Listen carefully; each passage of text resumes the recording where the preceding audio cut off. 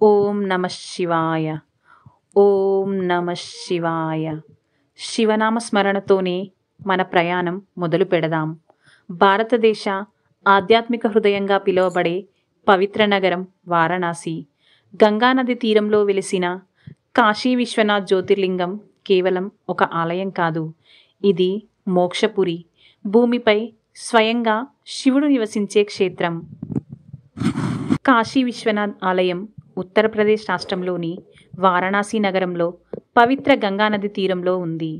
వారణాసి అంటే వరుణ మరియు అసి అనే రెండు నదుల మధ్య ఉన్న క్షేత్రం. ఈ నగరాన్ని కాశీ అని కూడా పిలుస్తారు, అంటే ప్రకాశించే స్థలం అని అర్థం. కాశీ ప్రాచీన వేదకాలం నుండే ఉంది.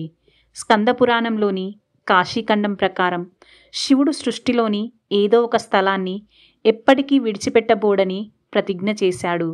అదే కాశీ. కాశీ ఆలయం అనేకసార్లు అక్రమదారుల చేత ధ్వంసం చేయబడి తిరిగి నిర్మించబడింది. చివరిసారి 1780లో ఇంద్రాణీదేవి మరాఠా మహారాణి దీన్ని పునర్నిర్మించారు. పక్కనే ఉన్న జ్ఞానవాపిలో పాత శివలింగాన్ని రక్షించారని చెబుతారు. కాశీ విశ్వనాథ్ 12 జ్యోతిర్లింగాలలో ఒకటి. ఇక్కడ మరణించే వారికి శివుడు చెవిలో తారక మంత్రం చెబుతారని నమ్మకం. ఈ ఆలయం అవిముక్త క్షేత్రంగా పిలువబడుతుంది, అంటే మోక్షాన్ని ప్రసాదించే స్థలం. బ్రహ్మ విష్ణు ఎవరు గొప్పవారు అన్న తర్కంలో శివుడు అనంత జ్యోతిర్లింగ రూపంలో ప్రత్యక్షమయ్యాడు. ఆ అనంత జ్వాలా శిఖరాన్ని ఎవరు చేరుతారో వారు శ్రేష్ఠులని చెప్పారు. కానీ ఎవ్వరికీ ఆ ఆది అంతం కనబడలేదు. దాంతో శివుని పరమతత్వం అంగీకరించి బ్రహ్మ విష్ణు ఆరాధించారు. కాలక్రమేణా భూమి మీద పాపాలు పెరిగాయి. భక్తులు మోక్షం పొందే స్థలం సృష్టించమని దేవతలు శివుణ్ణి ప్రార్థించారు. శివుడు తన త్రిశూలంతో భూమిని తాకగా గంగా తీరంలో ఒక ప్రకాశవంతమైన నగరం ఏర్పడింది. అదే కాశీ. శివుడు ఇక్కడ విశ్వనాథుడిగా, ప్రపంచానికి నాథుడిగా నివాసం ఏర్పరచుకున్నాడు. కాశ్యాం మరణం ముక్తి. కాశీలో మరణించిన వారికి మోక్షం ఖాయమని శాస్త్రాలు చెబుతున్నాయి. పురాణం ప్రకారం కాశీని స్వయంగా శివుడు తన త్రిశూలం ఉంచి రక్షిస్తున్నాడు. గంగానది తీరంలో సజీవ క్షేత్రంగా కాశీ ఎప్పుడూ ప్రకాశిస్తూనే ఉంటుంది. కాశీ దీపం ఎప్పటికీ ఆరిపోదు అని నమ్మకం. అవిముక్త క్షేత్రంలో నివసించేవాడు పాపరహితుడవుతాడు.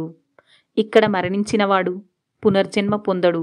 ఒకసారి పార్వతీదేవి, ప్రభు, ఇక్కడి భక్తులు ఎందుకు అంత ప్రశాంతంగా ఉంటున్నారు అని అడిగింది. శివుడు, ఇక్కడి గాలి, గంగా నీరు, మట్టి ఇవన్నీ పాపాలను కరిగించే శక్తి కలిగినవి అని చెప్పారు. కాశీ రక్షక దేవుడు కాలభైరవుడు. యమధర్మరాజుని సైన్యాలు కూడా కాశీలోకి అనుమతి లేకుండా రావు. అందుకే ఇక్కడి మరణం భయం లేని మరణం. కాశీని ఆనందవనం అంటారు. ఇక్కడి మట్టి కూడా తిలకంగా పెట్టుకుంటే పాపక్షయం అవుతుంది. యముడు కూడా ఇక్కడ మోక్షం పొందిన వారిపై అధికారం చూపలేడు. గంగానది ఇక్కడ దక్షిణ దిశగా ప్రవహిస్తుంది. ఇది శాస్త్ర ప్రామాణికంగా అద్భుతమైన విషయం. గంగా నీటిలోని ఖనిజాలు, మైక్రోబ్యాక్టీరియా శరీరానికి, పూజలకు శుభప్రదంగా ఉంటాయి. గంగలో స్నానం చేసి విశ్వనాథుణ్ణి దర్శిస్తే పాపాలు నశిస్తాయని భక్తుల నమ్మకం. కాశీలో విశ్వనాథుని పూజా విధానం: ముందుగా గంగా స్నానం చేయాలి. కాలభైరవుని దర్శనం చేసుకోవాలి. ఆలయంలో బిల్వపత్రం, గంగాజలం, పాలు, చందనం సమర్పించాలి. మహామృత్యుంజయ మంత్రం లేదా ఓం నమ శివాయ జపం చేయాలి. గర్భగుడిలో దీపం వెలిగించి ప్రదక్షిణలు చేయాలి. గర్భగుడిలో శివలింగం పైనే భక్తులు నేరుగా అభిషేకం చేసే సౌభాగ్యం పొందుతారు. కాశీలో శివుడిని ఆరాధిస్తూ ప్రాణం విడిచిన వారికి స్వయంగా శివుడు తరుక్కుమని మోక్షమిస్తాడు అని కాశీఖండం చెబుతుంది. ఇక్కడ భస్మ విసర్జన, పితృకర్మలు, పుణ్యస్నానాలు అత్యంత ఫలప్రదం. భూకంపాలు, ప్రకృతి విపత్తులు వచ్చినా కాశీ నిలబడడం శాస్త్రవేత్తలకు కూడా ఆశ్చర్యం. శివుడు త్రిశూలంపై కాశీని నిలబెట్టుతున్నాడు కాబట్టే ఇది సాధ్యం అని భక్తుల నమ్మకం. కాశీయాత్ర అంటే కేవలం ఒక పుణ్యక్షేత్ర సందర్శన కాదు, అది జన్మల పాపాలను కరిగించే, ఆత్మను స్వచ్ఛం చేసే, శివుని సన్నిధిలో శాశ్వత శాంతిని పొందించే ఆధ్యాత్మిక ప్రయాణం. ఓం నమః శివాయ మంత్రం జపిస్తూ మనసులో విశ్వనాథుణ్ణి ప్రతిష్ఠించుకుందాం. కాశీకి వెళ్ళకపోయినా శ్రద్ధతో, భక్తితో శివనామస్మరణ చేస్తే ఆయన కృప లభిస్తుంది. ఈ పవిత్ర కథ మీకు నచ్చితే మరిన్ని జ్యోతిర్లింగ కథలు వినాలంటే మా ఛానల్ని సబ్స్క్రైబ్ చేయండి.